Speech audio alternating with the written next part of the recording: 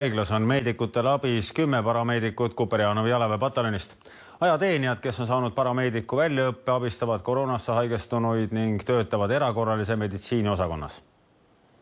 Lääne-Tallinna Keskhaigla nakkushaigla hoone teisel korrusel asuvas osakonnas, mille nimi on COVID-3, on pärastlõunal rahulik. Selles osakonnas tõmbab nüüd iga päev kaitseriietuse selga ja asub patsiente abistama 3 Kuperjanovi jalaväepataljoni parameedikut. Enne kaitseväge oli juba mul kogu aeg hinges olnud inimeste aitamine ja siis mõtlesin, et kui pakuti kaitseväes välja, et võimalus parameedikuks saada, siis mõtlesin, et tuleb see vastu võtta ja võimalus inimesi aidata.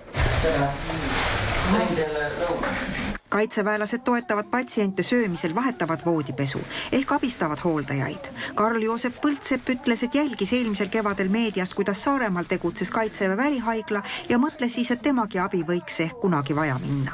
Teeme ka selliseid ravimite andmisi, inhalatsiooniga ravimeid anname.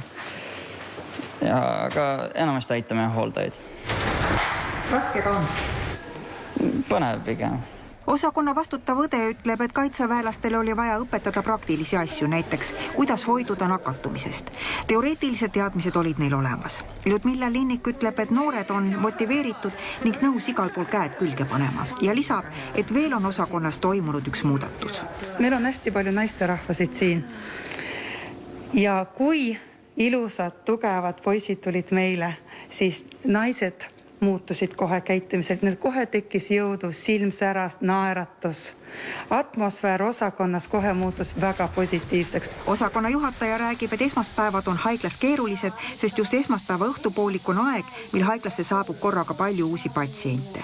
Voodikohti pole nende jaoks enam kuigi palju varuks jäänud. Me näeme aina rohkem noori inimesi, kes satuvad intensiivi, mida me niivõrd nagu kevadel ei näinud, et on ka vanu, aga ärevaks pigem teeb see noorte osakaal. Kuperjanovi jalaväepataljoni parameedikute esimene vahetus lõpetab oma töö neljapäeval. Nende asemele saabub järgmine vahetus kaitseväelasi. Viimase ööpäeva jooksul